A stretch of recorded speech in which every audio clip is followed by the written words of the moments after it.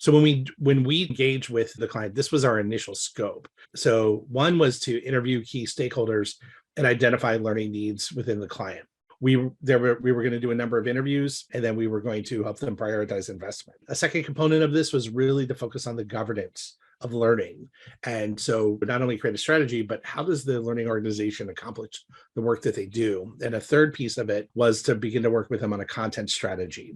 No, I think it's great too. I think what I found in addition to this, which sort of maybe defeats the purpose, but when I do get down to the conversation with, to your point, the department, the department lead, the VPs, SVPs, et cetera, when you're trying to share the action items, they do want to know specifically for their own teams, what does that look like? What does that mean? Show each individual department head or lead or whoever it is I'm talking to, how the response from their part of the organization filters into this. So it's not just, oh, we talked to everyone, these are the broad strokes, but specifically, how did we get to that data from their department? What my team was talking about that I'm not comfortable. So that we didn't show this, but the findings report, the initial findings report, I want to say it was like 20 pages. And we included exact quotes from the interviews. Like we didn't use names, but exact quotes from the interview, so that if any business leader across the organization was reading that, they would see where those themes were driving from and where those conversations were happening.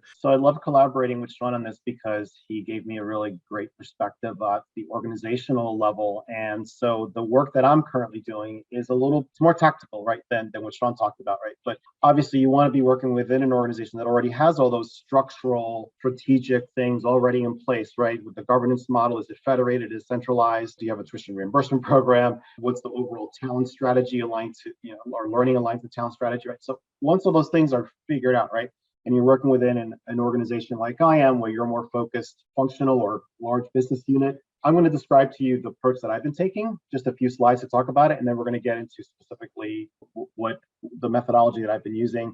And then if we have time, we'll go into breakout rooms to just discuss it, and we'll end the session that way.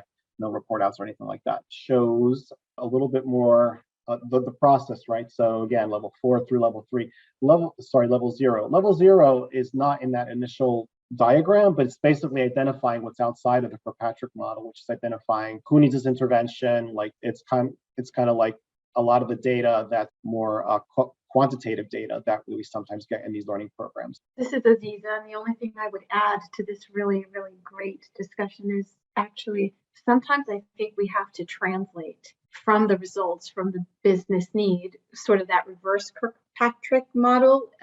We have to translate what methods might help achieve that business need, and then figure out the way of monitoring it at a tactical level, because our training and the actions that we take are sort of in support of that higher level result. And so there's a translation sometimes that needs to happen, and a connection. How is this going to impact that result somehow? When I think about what you just said, I go back to the question, I think it was Lisa who made it, about difference between leadership engagement and manager engagement. And for me, it just becomes that much more important, because as I'm conducting my needs assessment right now in the organization, I'm finding out who are going to be these business leaders, who are going to be my change champions.